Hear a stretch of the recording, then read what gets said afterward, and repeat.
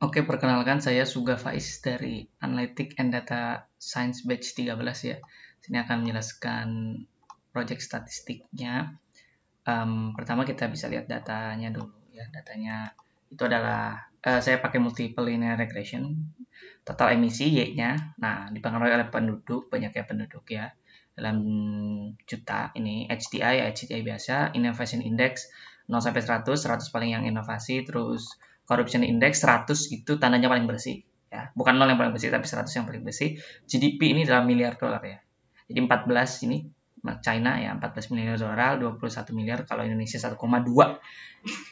Oh sorry, ini dalam triliun ya berarti. Udah dalam triliun berarti kalau Indonesia 1,2 triliun dolar. Mana Indonesia? Ya, ini dia 1,11 ya. Nah, sehabis itu kita akan coba linear regressionnya di Python. Datanya sudah saya import ya. X drop total emisi gitu kan. Ini country-nya di drop dulu karena huruf biasa gitu. Nah, ini pair plot yang nggak perlu ya. Maksudnya itu waktu kita hemat waktu. Ini correlation-nya kita bisa lihat total emisi berpengaruh terhadap GDP lumayan besar gitu ya. Terus corruption index berpengaruh terhadap inovasi gitu ya. Berarti kalau korupsi indeksnya besar, maksudnya lebih bersih, inovasinya lebih jalan. Seperti itu. Ini kenapa ya? Nah, habis itu kita bisa langsung aja add constant ya. Add constant maksudnya itu adalah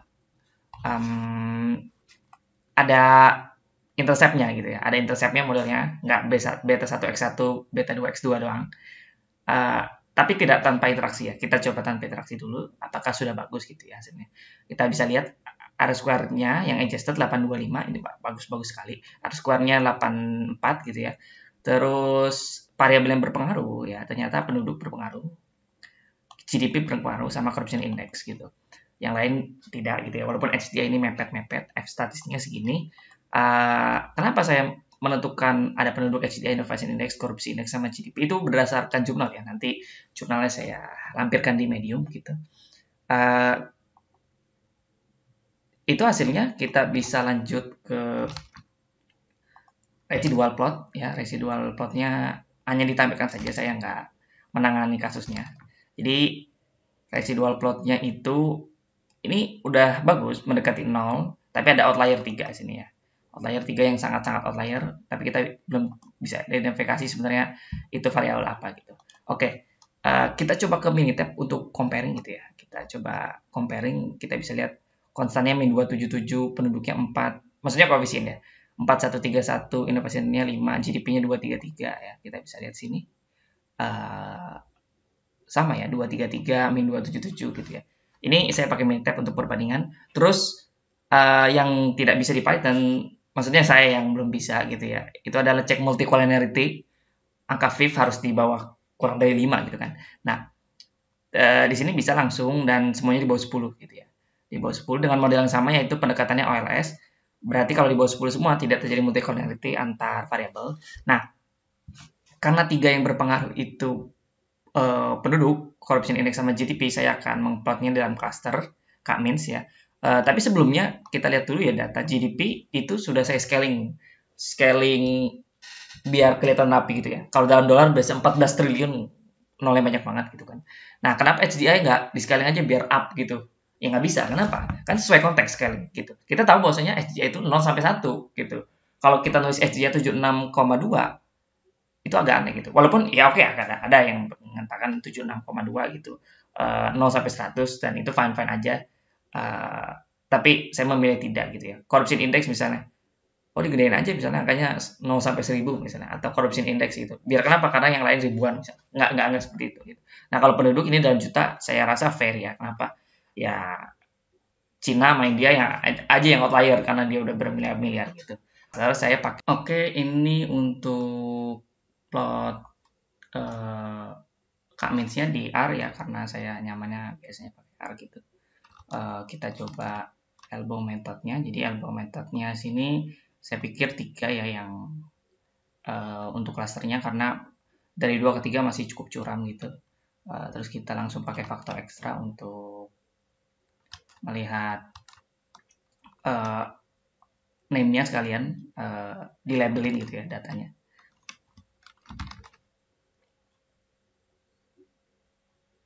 Oke, apa yang terjadi di sini kita bisa lihat teman-teman, United States sama China itu ini ya, apa namanya, berdua gitu. Selainnya yang hijau terus yang merah. Saya bisa mengelompokkan seperti ini ya. US dan China itu manufakturnya maju banget gitu. Mungkin lebih berat US daripada China, tapi China penduduknya menang. Dimana kalau penduduknya banyak, total emisinya juga banyak gitu. Dan memang secara total emisi mereka pertama dan yang kedua gitu. Lalu lanjut ke kelompok kedua gitu ya. Kelompok, walaupun ini nomornya 1 2 3, oke lah kita bisa ngomong ini kelompok 3, tapi sebetulnya yang paling polutan gitu ya. Ini kelompok 2 yang hijau gitu. Saya nggak pakai nomor, pakai warna aja. Yang nomor hijau ini, yang kelompok hijau ini, either dia manufakturnya maju banget atau penduduknya banyak gitu. Contohnya penduduk banyak Brazil 200 jutaan, India 1 miliar, paling banyak di dunia sekarang. Yang maju Jepang, Jerman, Prancis, Italia, praktis itu negara G7 gitu kan. Nah, Jepang rakyatnya juga banyak 100 juta dan manufakturnya udah nggak usah diragukan lagi, maju juga gitu. Nah, yang merah ini, oh ya sebelumnya ini tuh 60 negara, sorry belum menjelaskan, 60 negara dengan GDP tertinggi gitu di dunia ya. Terus kita lihat total emisinya berapa dan lain sebagainya gitu ya. Jadi saya short dari GDP yang terbanyak. Nah, yang merah ini polutan juga lumayan gitu ya.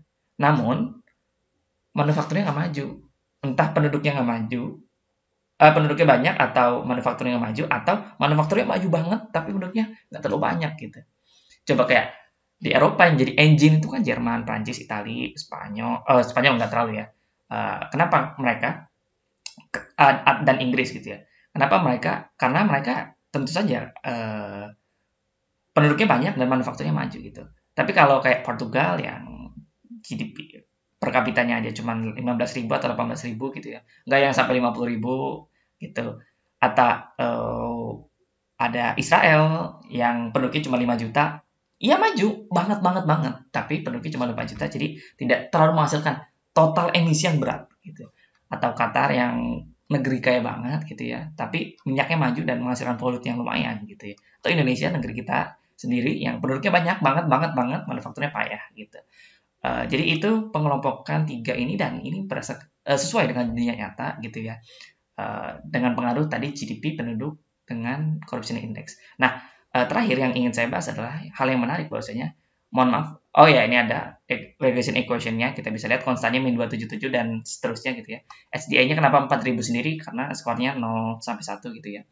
Kita bisa lihat satu-satunya pengaruh yang negatif adalah korupsi indeks gitu ya. Di mana korupsi indeks, kita bisa lihat ini.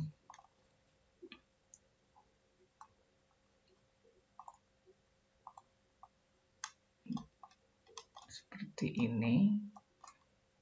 Kan kalau negatif seperti ini ya. Jadi ini korupsi. Semakin bersih gitu ya. Ini total emisi. Oke. Nah, menurut hipotesis jurnal, bahwasanya ketika korupsinya semakin bersih, total emisinya akan naik seperti ini. Gitu. Menurut jurnal, mohon maaf. Jadi menurut jurnal itu, ketika korupsi indeksnya makin bersih, berarti total emisinya akan semakin mengurang, dan ini betul ya. Jadi ketika korupsinya semakin bersih, ya kita menuju ke bawah gitu ya, total emisinya semakin berkurang, dan ini adalah slope negatif gitu. Berarti kalau korupsi indeksnya semakin kecil, total emisi naik, alias semakin kotor. Kalau korupsi indeksnya naik gitu ya, total emisinya semakin turun, dan itu adalah hubungan negatif gitu. Nah, maka dari itu kita harus perhatikan dalam aspek sosial juga ya, tidak hanya dalam aspek HDI Innovation Index penduduk. Kalau penduduk wajar gitu, semakin banyak penduduk semakin banyak menghasilkan pollute. HDI ternyata pengaruh positif besar juga. Kenapa? Saya pikir karena orang yang maju itu perlu barang-barang yang lumayan dahsyat gitu. Dia punya mobil pribadi gitu, mungkin punya jet pribadi, walaupun nggak semuanya punya jet pribadi tentu saja. Uh, Walaupun di negara maju itu angkutan umumnya bagus, tapi mereka memakai barang-barang yang berkelas dan menghasilkan polusi juga gitu. Jadi manufakturnya di Cina, Cina dapat polusinya banyak banget, tapi yang pakai negeri Austria, Belgia yang sedikit gitu. Tapi udah welfare dari sananya gitu. Nah, Innovation Index juga tentu saja semakin inovasinya maju, manufakturnya maju, polusinya banyak. Seperti itu.